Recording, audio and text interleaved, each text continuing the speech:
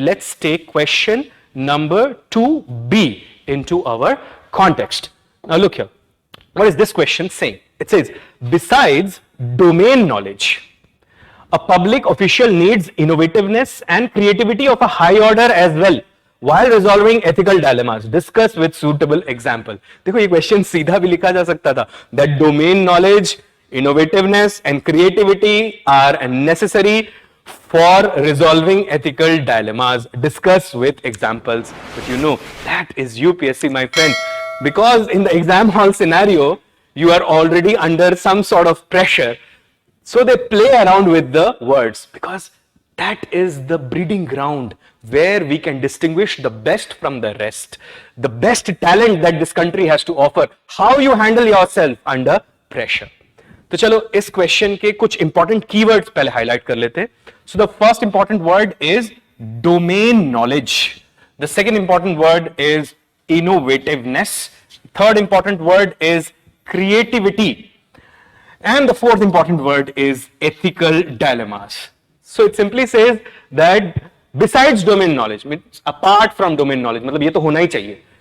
Domain knowledge, innovativeness और creativity भी होना चाहिए आपके पास if you want to resolve ethical dilemmas. Discuss with suitable examples. It means give the examples of certain dilemmas where you can actually use these three things to resolve the dilemma.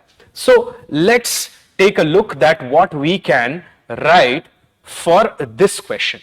So we are in question number 2B and it says that we need three things: domain knowledge, we need creativity, and we need innovation.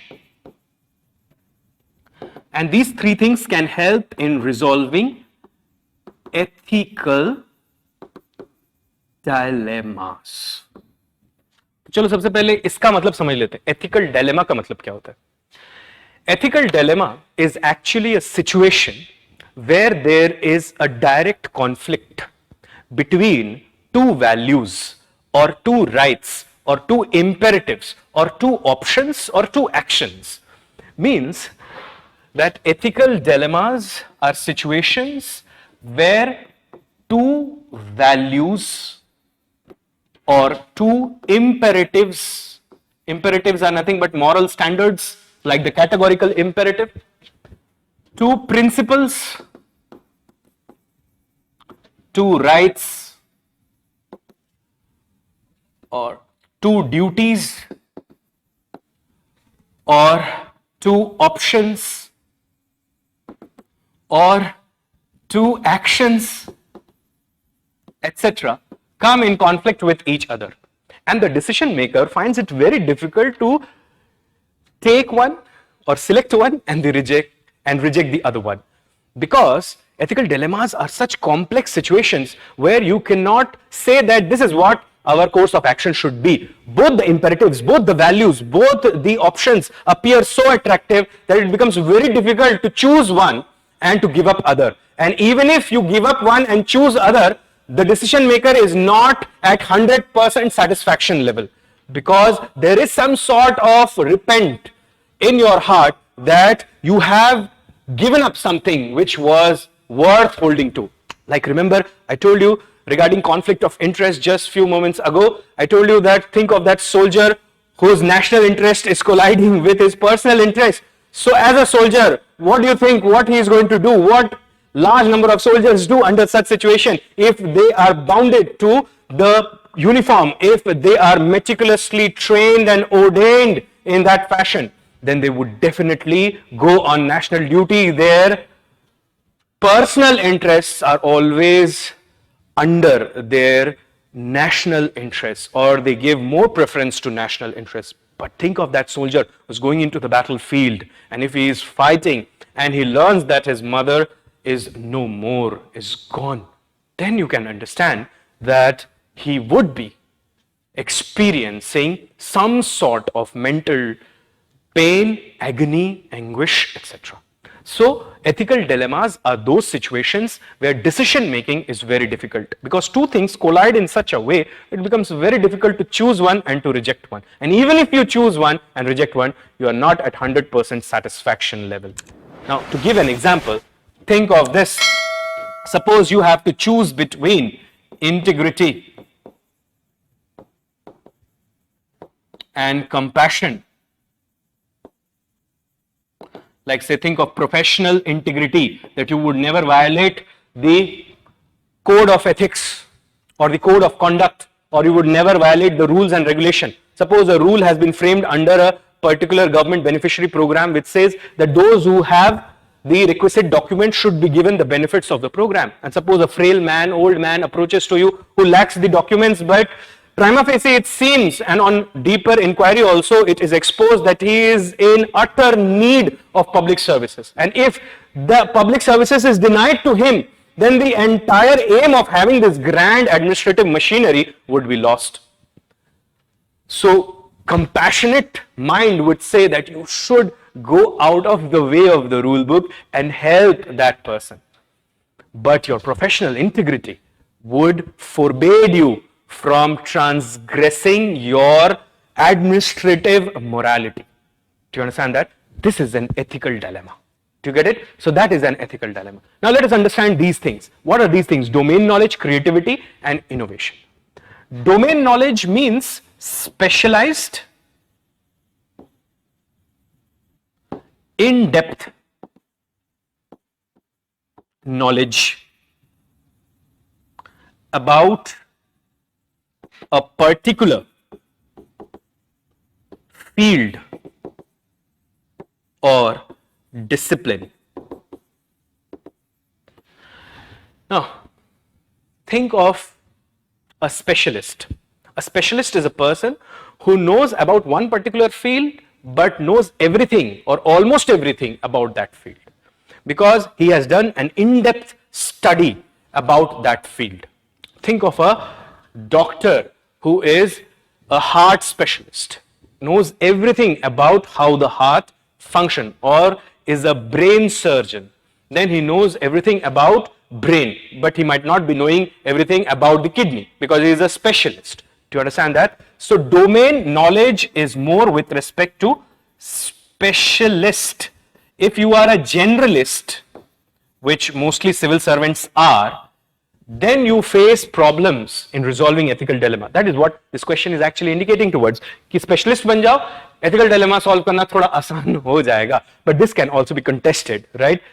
Look here, that recently the government has come up with a program called lateral entry into the civil services.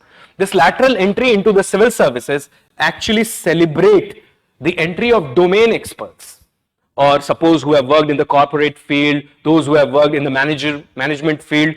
Those people are welcome into the, or those people are welcomed into the administrative circles, because to benefit from their experience of the expertise that they hold regarding their domain, because commercial awareness now is becoming a major requirement while we judge the performance of a civil servant. What is creativity? Creativity is nothing but when you formulate new or original ideas and execute those ideas into reality. Creativity uses your mental faculties.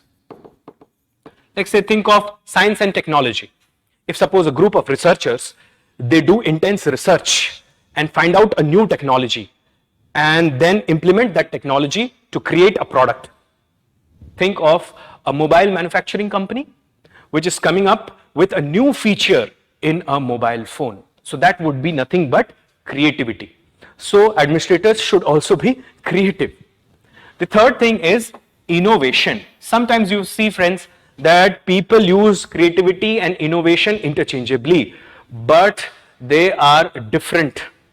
Innovation also has to do with novelty.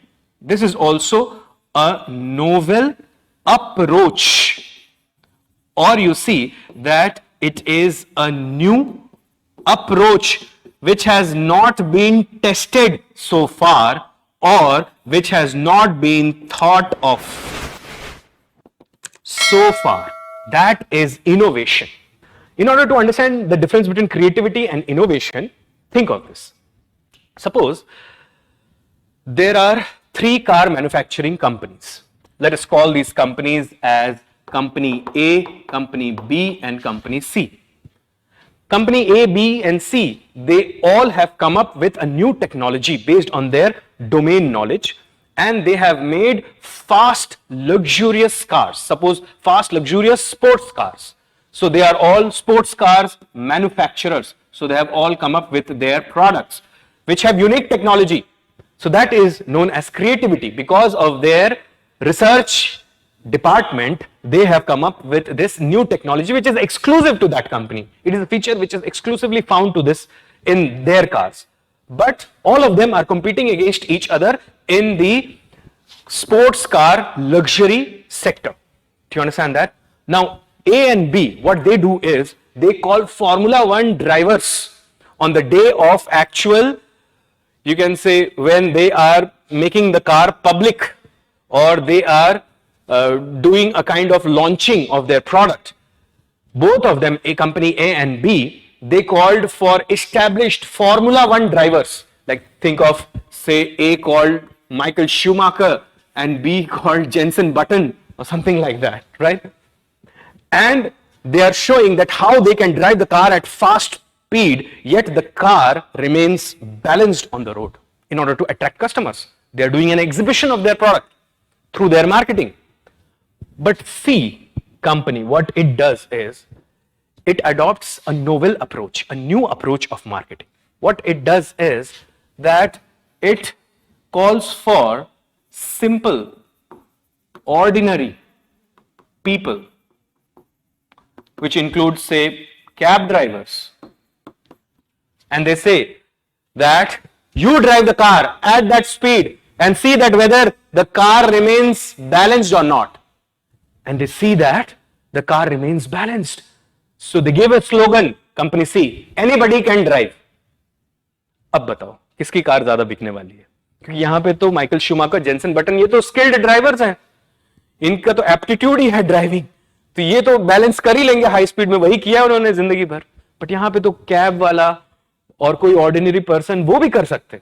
So that would be innovation. Do you understand that? So you see, now you understand the meaning of the word ethical dilemma. You understand what is domain knowledge, what is creativity, what is innovation. So the question is going like this. It says, besides domain knowledge, a public official needs innovativeness and creativity of a higher order while resolving ethical dilemmas. Show this with the help of example. Do you understand that? So let's talk one by one and let's use first domain knowledge. So domain knowledge के लिए हम एक ethical dilemma लेते हैं. Suppose the dilemma is cost of production versus economic, or rather better word would be financial sustainability.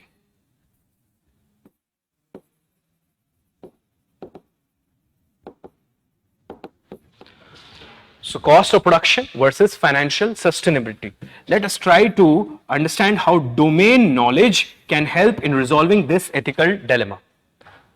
Suppose the government wants to build a metro project. A metro project would include huge costs. और अगर इतने cost आपने लगा दिए metro बनाने में, then other programs, other schemes, other projects may face scarcity of funds. Do you understand that? But now suppose the task is given to a domain expert or a civil servant or a public servant or an engineer who knows a thing or two about metro rails. And who better than this man, E. Sridharan. You know, he is the metro man. He is the designer of the Delhi metro. He is the designer of the Konkan railway. So he has played vital role in railway development in the country. Now, if he is the person, he understands the cost of production, yet he says that it must be built because of the multiplier effect, the spillover effects that metro is going to create in future. Because of metro, urban mobility would be fine. Because of urban mobility, there would be free movement of labor that would give a fillip to economic activities, which would give further revenues, which could be used for financial sustainability. So, देखो हो गया ethical dilemma resolved because he knows in-depth knowledge, he has in-depth knowledge about metro rail. Do you understand that? Now, let us think about the other ethical dilemma. Think of another ethical dilemma. Say, think of tax relief versus tax revenue. Now, governments want always the tax revenue to go up, but for that, you know, the rate of taxation should also go up. I hope all of you are aware about something called the Laffer curve, right? So, if you bring the tax rates up, then tax revenues also grow, but only up to a point. But anyhow, leave that thing. I'm saying tax relief and tax revenue. All governments want to give some tax relief to people, especially in developing nations where they are already under the burden of inflation. People of fixed income face two kind of burdens, tax burden and inflation burden, and their real income drops all the time. Whereas if you do not generate the tax revenues, how would you fund the programs, the policies, and all of that? I hope you can relate to this. Now let us think of creativity in this context. Suppose a person, a tax administrator who has this value of creativity or quality of creativity ingrained in his character. Then think of this. He will study why the tax revenues are low. The tax revenues are low not because of lower tax rates. The tax revenues are low in India mostly due to tax evasion and tax avoidance. And this is happening because of the person to person tax filation or ITR. So this person will come up with a creative idea, and a creative idea could be, think of faceless tax return assessment, or where you see there would be elimination of all scope of corruption. ऐसा ही होता है अब income tax department में, आप ITR अपनी file करो online जाकर, कहीं जाने की जरूरत नहीं है आपको. पहले जाते थे तो हो सकता था करप्शन का कोई चांस बन जाए, बट यहां पर बिल्कुल भी नहीं होगा ऐसा. ये क्रिएटिविटी है. इससे देखो टैक्स रेट भी बढ़ाना नहीं पड़ा किसी पे और टैक्स रेवेन्यूज भी बढ़ जाएंगे. Also you can think of something like GST. GST has actually translated into more tax revenues, indirect tax revenues, and it is an innovation in the indirect tax arena. One country, one indirect tax. So it is one tax which has subsumed large number of tax, indirect taxes, custom duty, excise duty, service tax, entertainment tax, बहुत सबको मिलाकर बन गया अब GST. Do you understand that? So GST in that way is a creative tool, and that's how it has helped in resolution of this dilemma. Say for example, then think of another kind of dilemma. Think of administrative accountability versus social accountability. Now what is accountability? I told you friends that accountability is nothing but answerability. Now look here, administrative accountability का मतलब ये होता है where civil servants are accountable to their superiors, be it the political executive or the permanent executive, whoever is superior. That is administrative accountability. What is social accountability? Social accountability is where the civil servant is accountable to the public. Do you understand that? Or to the people at large. That is social accountability. Now sometimes you see that civil servants face a kind of dilemma that whether they should uphold administrative accountability or they must go for social accountability. Like say for example, superior has given an order and you are accountable to the superior and you must follow that order because that is what code of conduct says, but at the same time you feel that this order will not translate into actual action, though the superior is not doing it with some surreptitious intention. He has good intentions, but he feels this is the best possible way, but you feel that this is not going to happen. And in that way you see that in your social accountability, perhaps in the Janta Darbar, you would be brought before the Janta and questions would be fired at you that why on earth you said yes to this when you were aware that this could cause further questions. Do you understand that? So what could be a way out? See, administrative accountability is more of horizontal accountability also at times. Sometimes one department is accountable to the other department. Suppose the defense department is accountable to the financial department. The agricultural department is accountable to the social justice department, or the social justice department is accountable to the women welfare, child welfare department. So this is horizontal accountability.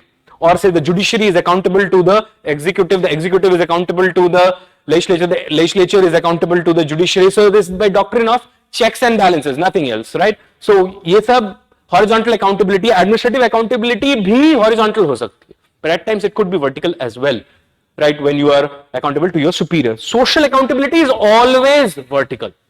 People are the real masters. They enjoy the sovereign powers in a democratic setup. And therefore, when it is social accountability, you see that it is always vertical in nature. So people are above the administrator, and administrator, when they are accountable to the people, this is vertical accountability. A way out of this is when you think of innovation, you can resolve this dilemma, administrative accountability versus social accountability, and this could be nothing but in the form of diagonal accountability. देखो diagonal accountability कैसा है? Social accountability का एक example आप सोच लो, social audit है. Administrative accountability, departmental accountability, horizontal and vertical. Do you understand that? Now look here, diagonal accountability would be when you bring the people directly in connection with the work of the administration. आप कुछ लोगों को invite करते हो अपने office में, suppose you are the district magistrate, you invite some of the people from the civil society, you invite them, make them see that what you are actually planning, how you are going to do. It means before the execution of the task, you are showing accountability. That is social accountability. In that way, you can build consensus also around the action. Remember the role of a civil servant as a negotiator, or how well he engages with different stakeholders. In that way, you see that you will be in a position wherein you would build a kind of consensus around the issue. And when you will build that consensus, then execution would be very easy going forward. So look here, we have seen how domain knowledge, creativity and innovation can help in resolution of ethical dilemmas. Like first dilemma that we took into consideration is cost of production versus financial sustainability. Second, tax relief versus tax revenue. And third, administrative accountability versus social accountability. And the answer was diagonal accountability for this. Diagonal means कि आप लोगों को पहले ही ले आओ, दिखा दो फाइलें खोलकर जो आप दिखा सकते हो. Obviously, there must be some critical information which should not be divulged to the public unless the law mandates so, like the RTI. अगर ऐसा नहीं है, then you should withhold it because it is in larger public interest, right? Like say for example, critical tax information.